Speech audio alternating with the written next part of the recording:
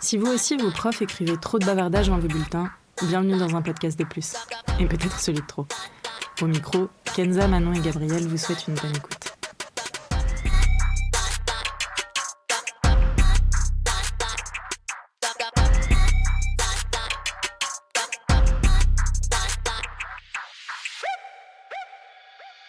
Bonjour à tous, on se retrouve aujourd'hui pour un nouvel épisode sur la médecine avec Sofiane.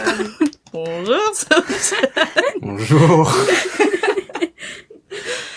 Bah oui, rebelote. On avait tellement de choses à dire et tellement de choses intéressantes à discuter que on en refait encore un épisode.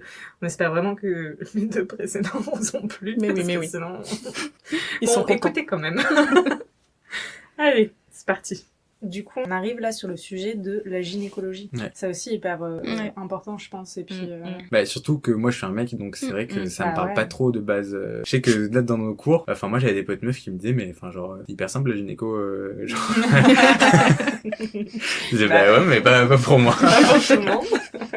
Non mais en vrai vous êtes souvent déjà plus calés sur les pilules, sur les règles, sur plein de petits trucs en vrai un peu comme ça qui vont faire sens quand elles le lisent dans le cours et donc c'est leur vécu donc ça leur paraît logique. Alors que moi peut-être j'arrivais plus sur par exemple l'endométriose avant d'arriver en médecine. Pour moi c'était plus un truc un peu dans la tête quoi. Enfin genre c'était un peu cette douleur qui est une douleur à prendre en charge comme une douleur mais qui était pas forcément une maladie genre organique.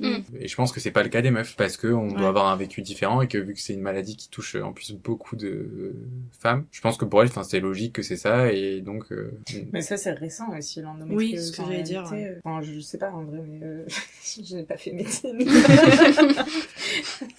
Mais moi, dans mon entourage, j'ai des personnes qui ont de l'endométriose et qui ont été traitées pendant des années pour autre chose que l'endométriose parce que c'était pas... Enfin, en tout cas, on se dirigeait pas là-dessus. Je sais pas si c'était pas reconnu, mais peut-être que qu'on en parlait moins. En tout cas. Oui, voilà. Oui, peut-être qu'on en parlait moins et que donc du coup, c'était pas la première chose à laquelle tu pensais. Justement, comme tu nous dis, genre parfois, t'as un mal de ventre, toi tu penses à un truc cardiaque, alors qu'en fait, moi, mal de ventre, je suis en mode t'as la gastro, tu vois. Et pareil, en mode t'as mal au ventre ou mal aux ovaires, etc. Ça doit être parce que t'as des kystes ou t'as un truc, alors qu'en réalité, c'est de l'endométriose, quoi. Je pense que c'est vrai, j'avoue, je sais pas quand est-ce que ça a été découvert, mais en tout cas, même maintenant, tout le mécanisme de l'endométriose et tout, il est pas hyper clair. Je sais pas si vous savez un peu, genre, comment ça marche. Non. En gros, la plus grosse explication, c'est ce qui s'appelle la théorie du reflux. C'est que, donc, t'as ton utérus. La couche la plus interne de ton utérus, c'est ce qu'on appelle l'endomètre. C'est une muqueuse. C'est là-dessus que va venir se fixer l'embryon et qui va commencer à se développer. Cet endomètre, c'est lui qui va évoluer au fur et à mesure du cycle et qui, à la fin, va se desquamer et former les règles. Et en gros, chez toutes les femmes, il y a un peu de reflux. C'est-à-dire qu'en fait, tu te rends compte que l'utérus, c'est une toute petite cavité quand tu la regardes dans la réalité par rapport au schéma. Des fois, ça s'écoule mal par les positions quand t'es allongé et tout. Bref, t'as un peu de sang qui va retomber par les trompes, qui va se retrouver dans ton cavité abdominale, qui finit par partir normalement chez les gens. Et en gros, tu te rends compte que chez certaines personnes, c'est plus important, ou que le péritoine, qui est espèce de sac dans lequel ça se retrouve dans l'abdomen, en fait, il va avoir du mal à le faire partir. C'est un peu là que ça s'arrête d'explication. Et donc, du coup, ça fait qu'il y a du tissu endométrial qui va se retrouver ailleurs que dans l'endomètre. Sauf que ça reste du tissu endométrial. Donc, en gros, il va varier en fonction de taux d'hormones, de tout ça. Sauf que, en gros, il est pas du tout là où il est censé être. Donc, la réaction, c'est que ton corps, déjà, il veut s'en débarrasser, il fait une réaction inflammatoire. Réaction inflammatoire, c'est toujours désagréable, c'est cette espèce de douleur, rougeur, chaleur, qui essaye de détruire un peu ce qui se passe. Sauf que, c'est vu que c'est un peu là tout le temps, parce que tous les mois, ça en remet, et du coup, t'as une réaction inflammatoire chronique, donc à force, ça t'entraîne plein de problèmes sur les différents organes que ça peut toucher. Du coup, le premier symptôme, c'est la douleur, quoi. C'est le fait que, au moment des règles, il y a des douleurs abdominales, genre, atroces. Et sauf qu'en fait, ça peut avoir plein d'autres symptômes. C'est-à-dire qu'en fait, tu peux, si ça s'est un peu déposé sur le côlon, et tu peux avoir des problèmes un peu digestifs, tu peux avoir la diarrhée, des constipations, des grosses douleurs. Si c'est sur la vessie, tu peux avoir un peu comme une sorte de cystite, mais en fait, c'est pas du tout infectieux, c'est juste inflammatoire. Et nous, on nous avait parlé d'un cas, je sais plus, je crois, d'infarctus. Sur en fait, ça peut aller vraiment n'importe où. C'est genre rarissime que ça sorte de la cavité abdominale, de tout cet endroit-là. J'avais entendu une personne qui avait retrouvé ça dans le poumon, ou un truc comme ça, ou aux alentours des poumons. Exactement. Et je disais, mais comment? Et en fait, une fois que ça s'est déplacé, il suffit qu'à un moment, parce que nos vaisseaux, en fait, ils sont fermés, mais ils peuvent s'ouvrir un peu pour laisser passer certaines choses. Si ça passe, quoi, ça peut aller un peu partout, ça peut toucher un peu partout. Et le problème de l'endométriose, c'est que y a pas un traitement qui va le calmer, tu vois. Ça fait partie des maladies chroniques quand on en parle. parle, c'est plus une condition. Le traitement qu'on a, en fait, c'est un traitement un peu suspensif, c'est-à-dire que tant que tu le prends, ça va. Tu coupes les règles, en fait. C'est la pilule continue. S'il y a pas de règles, il y a toujours ce tissu, mais en fait, il évolue plus, donc au bout d'un moment, ça calme un peu l'inflammation et tout. Et de l'autre côté, quand il y a quand même des douleurs, tu mets des anti-inflammatoires, tu mets du Spasfon pour calmer un peu aussi. T'essaies de calmer un peu cette douleur. Mais moi, j'ai vu, aux urgences gynéco, t'as des dames qui venaient en crise. Ça, t'as rien d'autre à faire que de mettre de la morphine, d'attendre que ça passe, et je veux dire... l'autre thérapie, c'est la chirurgie, de venir enlever un peu ce tissu-là. Mais sauf que, en fait, la chirurgie, c'est pas anodin non plus d'aller ouvrir et faire ça. Et donc, en fait, le mieux, c'est de le faire en une fois. C'est-à-dire, en une fois, on enlève tout, on referme, comme ça, on revient pas plusieurs fois, parce que pareil, après, cicatriser, si tu le refais plein de fois, ça cicatrise mal, donc ça entraîne d'autres problèmes. Et sauf que du coup, si tu veux pas que ça te refasse la même chose et que tu dois réopérer, derrière, tu dois rebloquer les règles, quoi. Donc, en fait, le traitement un peu ultime qu'on a actuellement, c'est chirurgie, plus pilule continue, antidouleur, anti-inflammatoire surtout. Et globalement, c'est un peu tout ce qu'il y a, quoi. Non, c'est abusé parce que ça touche 10% des meufs. C'est une meuf sur 10. Enfin, c'est vraiment un truc... Enfin, en fait, c'est peut-être plus fréquent que les yeux bleus, quoi, tu vois. Genre, c'est une condition, c'est limite une variante de la normale, quoi, en termes de fréquence. Mais je pense qu'on connaît tous au moins une personne qui a de l'endométriose, et quoi. encore, il y a tous ceux qu'on n'a pas diagnostiqués, comme tu dis. Mais c'est ça. Parce que je crois que le délai moyen, c'est genre 7 à 10 ans pour avoir un diagnostic. Mais parce que aussi, en fait, en gros, tu traites un peu à partir du moment où tu supposes qu'il y a ça, c'est-à-dire que t'as une meuf qui vient qui te dit que depuis qu'elle est jeune, elle a des douleurs à chaque fois qu'elle a ses règles, tu supposes direct un peu l'endométriose, mais tu vois, on a un traitement un peu décevant à proposer.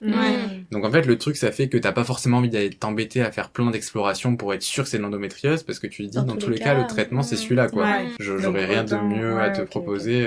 Il y a un peu de ça là-dedans. Et est-ce que, il me semble avoir vu que ça peut avoir un impact aussi sur des grossesses? Ouais, c'est un facteur de risque d'infertilité, parce que, déjà, c'est relou si t'es en pilule continue d'avoir une grossesse. C'est pour ça, Mais l'inflammation chronique, en gros, quand tu inflammes une paroi en continu, elle va essayer de se défendre, se modifier pour supporter ça.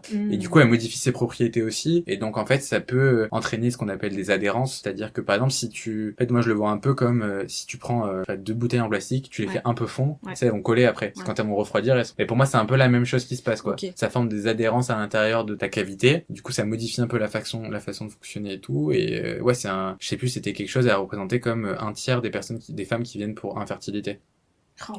C'est énorme. Après, infertilité, c'est pas stérilité. Infertilité, c'est quand tu galères pendant plus d'un an à avoir un enfant. Ah, à partir de plus d'un an? Ok, d'accord. C'est l'infertilité. Stérilité, en fait, tu peux le dire qu'une fois que la vie sexuelle est finie, génitale est finie, quand elle est ménopausée, pas eu d'enfant, tu peux dire que c'était stérile. Mais tant qu'il y a des options, des techniques à faire, c'est pas de la stérilité. Ok. Puisqu'on est dans ce thème-là, on va dire, on en est où de la contraception pour les hommes, là? Tu veux dire la contraception hormonale? Oui, précisément. Oui, parce qu'évidemment, on a fait un épisode, de toute façon, on parle de ça. Il y a des contraceptions pour hommes, mais contraception hormonale pour les hommes. Parce que j'ai l'impression que ça fait 10 ans qu'on entend que il y a une pilule en préparation. Non, mais qu'il y a eu une pilule, et sauf qu'ils l'ont arrêté parce que les effets indésirables... Oui, mais chaque année, ils retravaillent dessus, et chaque année, c'est ça qui en ressort, et ça fait 10 piges qu'on entend ça, tu vois. Mais c'est que les hommes veulent pas la prendre. Bah oui, mais les femmes non plus. Oui, mais je veux dire, nous, en fait, non, mais c'est triste à dire, mais nous, c'est tellement acté. Oui, mais du coup, c'est dans les articles que, justement, moi, j'ai lus pour l'épisode dans lequel on parlait de ça. Je lisais que les effets indésirables qui avaient été observés, c'était saut d'humeur, etc. Prise de poix, acné, machin, et du coup, c'est vraiment tous nos symptômes à nous. Exactement, et je trouve ça ouf que, encore aujourd'hui, 2024, il y ait pas le choix. Oui. Genre, à la limite, les hommes qui veulent pas la prendre, au même titre que les femmes qui veulent pas prendre la pilule, ont le droit, mais au moins qu'il y ait la possibilité. Je suis complètement d'accord. Là, c'est pour ça. Si ça existe. Oui. On est où de la contraception hormonale? J'avoue que la contraception hormonale, je sais pas, parce que moi, la seule contraception dont j'avais entendu parler, c'était par un dérivé d'une vitamine de je sais pas quoi, mais pareil, qui marchait pas. Après, il y a super confirmé, c'est vrai. Il y a des trucs, en gros, c'est que, la médecine a été faite longtemps par des hommes pour les hommes. On en sort petit à petit, mais il y a encore du travail et on est que sur une phase du chemin, quoi. Donc, de toute façon, il y a ça. Je pense qu'il y a un truc qui est que, en fait, c'est la femme qui porte l'enfant. Donc, en fait, si la femme refuse de prendre la pilule, elle prend pas le risque que ce soit le mec qui tombe enceinte, elle prend le risque que ce soit elle qui tombe enceinte. Et lui, s'il refuse de prendre la pilule, il prend le risque que ce soit l'autre qui tombe enceinte. Donc, un peu une asymétrie des rapports déjà de base qui fait que, pas moralement, mais on va dire pratico-pratique, tu peux te permettre permet d'être plus exigeant quand t'es un mec en mode de toute façon si je la prends pas, je vais pas me taper une grossesse de 9 mois derrière, donc Mais justement, il y a eu des interviews de rue un peu auprès de couples, tu vois, pour dire s'il y avait une pilule pour hommes sur le marché, est-ce que vous la prendriez? Et les compagnes en général lui répondaient, moi dans tous les cas, j'aurais pas confiance, je préfère gérer la contraception, et je l'entends, mais ça revient à ce que tu disais tout à l'heure de juste avoir le choix et la possibilité de, en fait, c'est juste ça, tu vois. Ok. Il y a plein de mecs par exemple qui enfin la vasectomie par exemple ça a beaucoup augmenté. Ah ouais? Ouais, je sais que dans les chiffres ça avait pas mal augmenté. Ça se fait beaucoup en Angleterre. Ça. Parce que au final quand t'as eu tes enfants, si tu veux continuer d'avoir une vie sexuelle, que t'as pas envie d'avoir de préservatif, que ça peut arranger ta compagne de plus avoir ça et que t'es sûr que tu veux pas d'autres enfants. Enfin même tu peux en vouloir d'autres parce que tu peux congeler des spermatozoïdes, mais franchement c'est une opération pas très invasive. Alors forcément ça fait un peu peur parce qu'on va jouer dans des zones sensibles, mais au global tu continues d'avoir des éjaculations, des érections, t'as toujours un risque infectieux et tout ça sur une opération, mais t'es pas sur les opérations les plus compliquées non plus, les plus invasives, t'es pas là à avoir 6 mois d'alitement derrière sans pouvoir marcher. Oui, à partir du moment où une femme accouche. Oui. Ta petite incision dans les couilles, là, tu vois. Mais je pense que, oui, mais tu vois, ça touche à la virilité, en fait. Ouais, c'est ça. Voilà, il y a un truc comme ça. Mais ça, c'est une remarque qu'on trouve beaucoup chez plein de gars sur les réseaux sociaux, de l'homme soja, qui se fait vasectomiser. L'homme soja. T'as jamais entendu? Les masculins, mais non, mais ils disent ça. Les hommes soja. Je regarde pas le contenu des masculins. Oui, non, mais c'est tourné tellement que c'est... Moi, je regarde pour m'énerver avant de dormir. C'est pour ça que je fais des insomnies. Déjà, moi, c'est pas la lune, c'est les masculins. Les deux. La lune et les masculins qui se combinent pour niquer nos Alors là, c'est ta nuit, hein. Mais alors qu'en plus, moi je trouve ça vraiment au final pas si terrible, quoi. Tu m'aurais dit ça coupe certaines érections, il y a un truc comme ça, j'aurais dit bon, un peu relou quand même, là, faut y réfléchir. Juste, procréer, quoi. Là, franchement, t'as tes éjaculations, donc t'es peut-être moins perturbé que si t'as pas ça. Ça diminue rien au plaisir. Donc, ouais, c'est vraiment juste... C'est qu'il faut être sûr que tu ne veux plus d'enfant derrière. Oui, et en même temps non, parce que t'as toujours la cryoconservation des spermatozoïdes. Bah oui, donc en plus... C'est toujours un peu plus chiant que juste le faire normalement, entre guillemets, enfin normalement, naturellement, on va dire. Mais non, c'est pas si dramatique que ça. Mais j'avais vu, je sais plus, c'est comment ça s'appelle, Faustine Bollard, là, ça commence aujourd'hui, je sais plus quoi, qui parlait de parcours de gens, qui en fait, parce que là c'est la théorie, c'est ce que je dis, donc normalement, en gros, quand tu veux te faire vasectomiser, t'as 4 mois de réflexion obligatoire. C'est-à-dire que tu fais ta demande, t'as l'entretien avec le médecin qui va te poser des questions, machin, et t'as un délai minimum de 4 mois de réflexion, et après tu dois faire un consentement écrit et dire... Oui, en même temps, c'est irréversible. C'est ça. C'est comme un tatouage, bon, tu peux le faire sur un coup de tête, mais... C'est ça. Réfléchis un petit peu, quoi. Tatouage, tu peux le faire quand tu veux. Comparaison un peu... Bon. Mais apparemment, dans la pratique, il y a beaucoup de médecins qui sont dissuasifs, surtout avec les parents jeunes. Mais pas dissuasifs en mode, je te donne l'information et être sûr que t'as bien compris, parce que ça aussi, après, ça peut se retourner contre toi. Ah, mais j'avais pas compris que c'était définitif, tout ça. Mais vraiment, ce truc de dire, ah non, mais moi, je fais pas... C'est ce qu'on avait dit. Des gens de 30 ans qui ont pas d'enfants, ou alors vous avez un enfant, vous êtes sûr, machin. Et donc ça, par exemple, normalement, un médecin, il peut refuser un acte, parce qu'il, dans la théorie, il doit donner une raison. Tu peux à peu près toujours trouver une raison, mais il doit te réorienter vers quelqu'un d'autre. On peut pas juste te dire, ah non, moi je fais pas ça, ciao. Ah ouais, ok, d'accord. Bah bon, ça va. Bah c'est bien, à part si tu demandes un truc débile, mais on va dire quelque chose qui est... Si tu demandes une vasectomie, il peut dire que lui, il veut pas la faire pour telle raison, parce que, par exemple, il a peur que ça se retourne contre lui. J'en sais rien, parce qu'il faut être majeur aussi. Tu peux pas la faire à 17 ans. Mais t'as un gars de 20 ans qui vient te voir en te disant, voilà, moi je vais me faire vasectomiser, je sais pas quoi. Peut prendre le truc de dire, moi j'ai peur qu'il regrette, qu'il veuille pas faire, trouver une raison, mais il doit l'accompagner dans son parcours, de dire, bah ok, j'ai tel confrère, si tu veux avoir un autre avis, une autre explication. Et tu sais si c'est différent dans d'autres pays ou pas du tout? La législation? Ouais. Je sais pas du tout. Mais du coup, au niveau des... Je saute un peu du coq à l'âne, toujours sur le même sujet. Au niveau des médicaments, etc., de la pause des médicaments, tout ça, les médicaments, ils sont testés sur des hommes ou... Ouais, il y a des trucs qui sont sortis, là j'avais vu récemment, qui un peu pour balancer ce scandale. En gros, j'avoue que je m'étais pas plonger plus que ça. Je sais que dans plein de cas, il y a même pas forcément les médicaments, la recherche médicale qui avait été pensée beaucoup pour les hommes. Il y avait le cas pour l'infarctus qui a beaucoup évolué, mais où en fait le tableau clinique typique d'un infarctus qu'on va donner, l'espèce de douleur dans la mâchoire, dans l'avant-bras et tout, c'était surtout vrai chez les hommes, et en fait chez la femme ça ressemblait pas trop à ça. Et en gros on serait passé à côté de beaucoup d'infarctus chez la femme parce que justement on s'était jamais posé la question de est-ce que le tableau est différent. On a testé sur des hommes, ça marchait comme ça, et puis globalement et du coup la stat a été impressionnante parce que en fait les femmes sont moins à risque d'infarctus mais mourraient plus d'infarctus au final. Parce que moins pris en charge. Mais du coup c'est un peu comme ce qu'on disait tout à l'heure, ça évolue dans le bon sens, ça s'améliore. Maintenant actuellement pour moi il n'y a pas de différence homme-femme dans les études, même enfin ça dépend ce que tu testes, mais en gros quand tu fais ton protocole d'études justement tu choisis la population à laquelle tu vas t'attaquer, tu vas tester le médicament. Tu vas choisir est-ce que tu veux en fait ils vont établir plein de critères. Si il y a une étude qui a prouvé que tel médicament marchait pas trop chez la femme, on peut quand même se dire est-ce qu'il marche quand même chez l'homme et faire une étude sur ça, mais ce sera un choix de l'étude, il n'y a pas une réglementation qui dit les femmes interdites. Le débat, il existe encore là maintenant et c'est un vrai débat sur les femmes enceintes qui sont pas inclus dedans, qui fait qu'en fait les femmes enceintes, il y a tout un tas de médicaments qui sont interdits aux femmes enceintes, pas parce qu'ils sont toxiques, mais parce qu'en fait on n'a pas testé. Sauf que pour faire une étude il faut le consentement, tu peux pas avoir le consentement d'un embryon.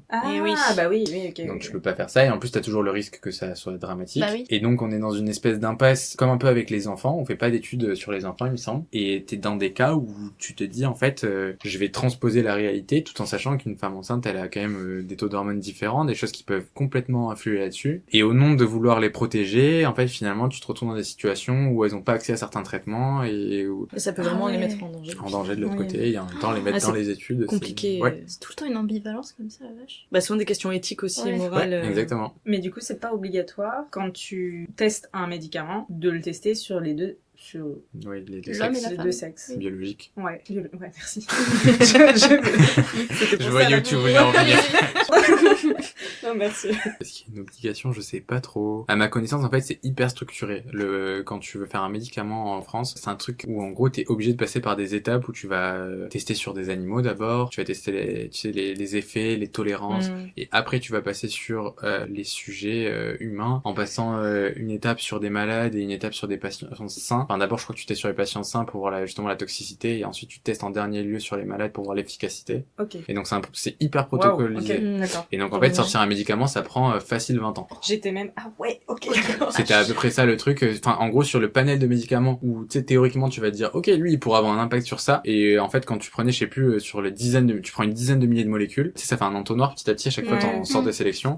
Et en fait, pour en arriver à quelques médicaments, c'est des cycles qui peuvent prendre 10-20 ans. Parce qu'en fait, le temps quand tu fais une étude, faut recruter les gens, faut récolter les données, donc mener ton étude, et après, faut les analyser, et après, faut les faire valider, et après, faut passer à la phase d'après. Et en fait, vu que t'as 4 phases dans une étude, et bah, tu fais ça 4 fois, et en fait, très rapidement, tu te retrouves avec des délais. C'est pour ça que même si tu parles, tu vois, d'une pilule, avant qu'elle soit commercialisée, il va falloir plein de choses. Alors, avant qu'elle soit commercialisée et acceptée, tu vois, on parle plusieurs décennies, quoi, minimum.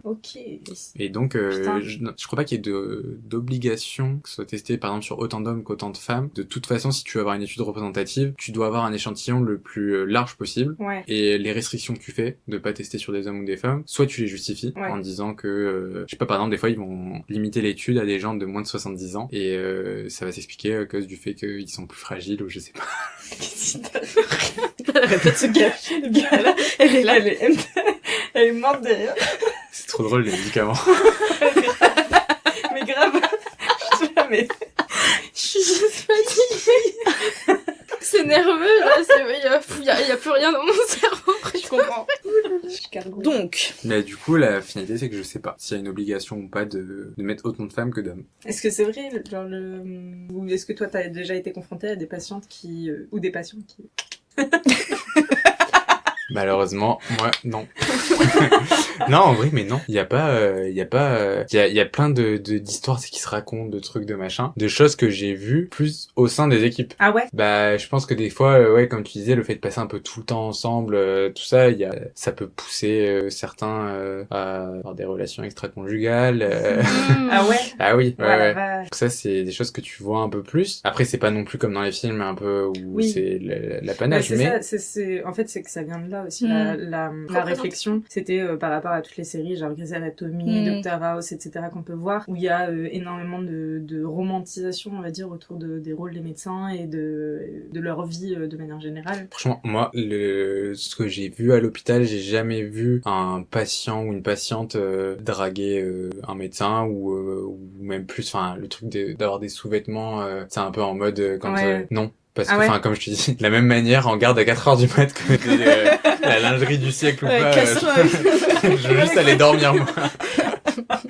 Donc, non, en vrai, non. Après, sûrement que ça a dû arriver, mais tu sais, des épiphénomènes, c'est pas des trucs fréquents. Mais par contre, des médecins, un médecin infirmier, il y avait eu un infirmier que j'avais vu draguer un autre externe, genre, je sais pas comment il avait fait pour récupérer son Insta, parce que, enfin, on n'avait pas échangé les noms, prénoms, donc il a dû, parce que il y a un registre, donc il a dû trouver quelque part le nom, prénom, chercher sur Insta, enfin, la lourdeur, quoi. Et surtout qu'il avait l'air d'être un peu connu pour ça. Enfin, tu vois, t'as un peu des gens où on te dit, telle personne, c'est un peu un charreau.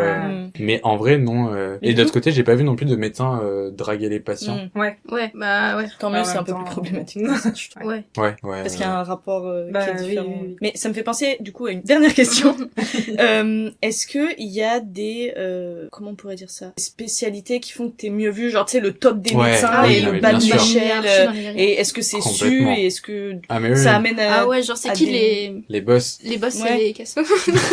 Les boss, c'est les casseurs. Non, mais genre, enfin, c'est pas... Non, mais oui, si, enfin, dans les spécialités, t'as les spécialités qui donnent envie. Soit c'est celles qui rapportent bien, c'est genre ophtalmo, dermato, mais pourquoi personne veut faire dermato, ça paye bien? Mais tu sais que en France, il y a des quotas pour tout, donc en fait, il y a un nombre de spécialités qui est défini. Donc, enfin, comment dire, si il y a un nombre de dermatos qui est fixé, quoi, ils sont remplis. Il y a, je sais pas s'il y a 150 places de dermatologie, il y a 150 dermatos qui sortent de cette promotion. Mais ils sont où? Bah, le truc, c'est que il y a pas d'obligation d'installation. Mais ouais. C'est ça, ils vont tous s'installer en même temps. En fait, il y a aucune obligation d'installation, donc tu te mets où tu veux. Ok. Justement, je pensais que c'était moins bien. Pas demandé. Vu, tu vois. Ah non, pas du tout. Dermatos, ça fait partie des trucs qui partent les plus vite.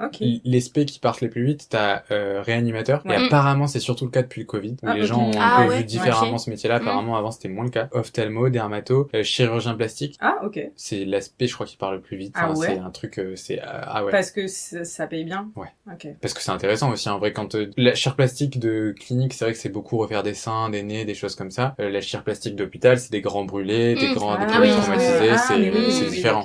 C'est intéressant.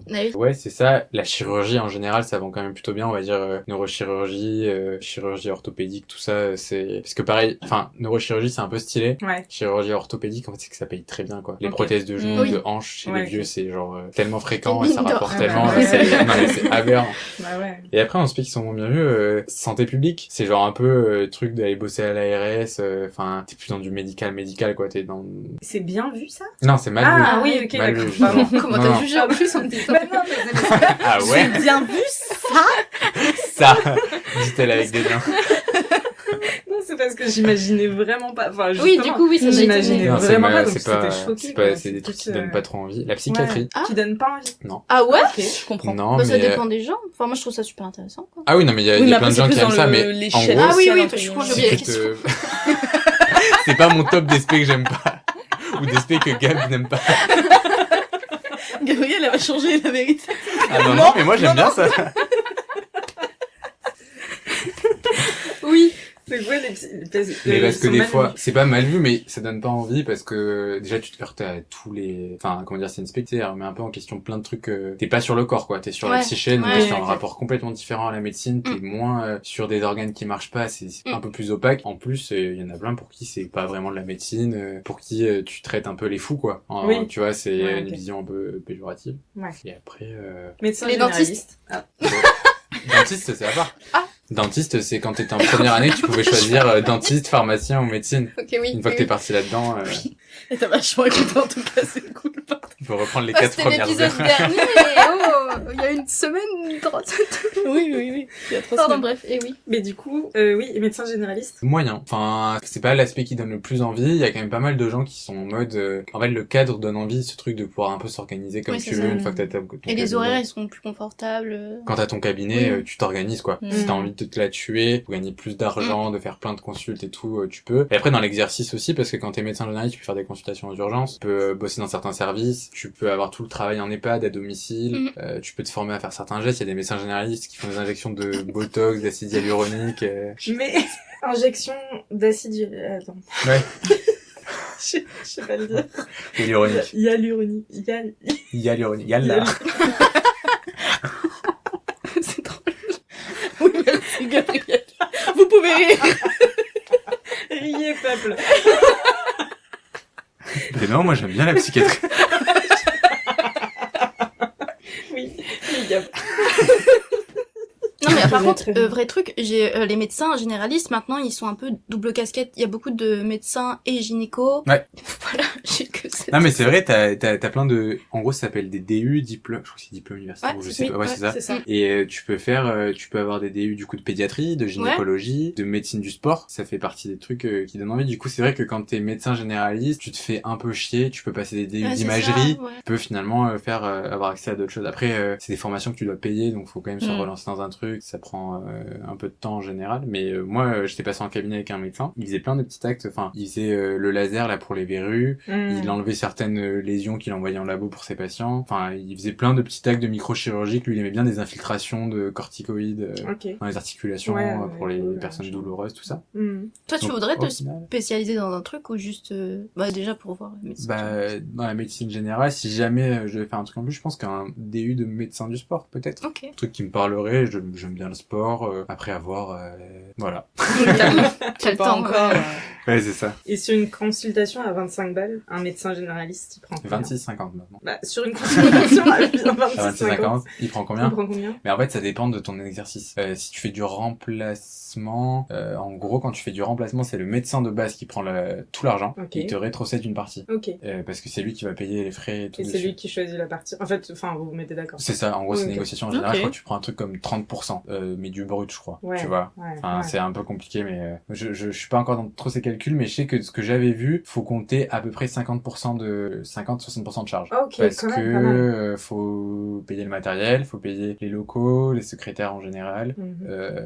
l'assurance retraite, enfin je sais pas si c'est comme ça que ça s'appelle, mais en gros tu cotises pas pour la retraite quand t'es dans ce truc-là, Ok. donc tu dois payer Oui, des t'es trucs un à part. libéral, donc... C'est ça. Oui, ok, d'accord. En fait voilà, c'est des travailleurs dans le libéral, donc t'as 50-60% de charge, il disait à peu près. Donc ça te revient à 10-13 balles. Ouais, dans la- ouais, c'est ça, à peu enfin, près par la consultation. Ok. Bon, et bah après ces 3 épisodes qui, je l'espère, ont été ultra intéressants, je vous dis au revoir la team. Bisous. Bisouilles. Peut-être à une prochaine fois. Peut-être. Si l'envie, si t'as envie, hein, parce qu'on va pas te forcer non plus. Il va fuir, on le reverra plus jamais, Sofiane. Séquestration pendant 4 heures. Bon, en attendant, vendredi prochain, portez-vous bien. Bisous.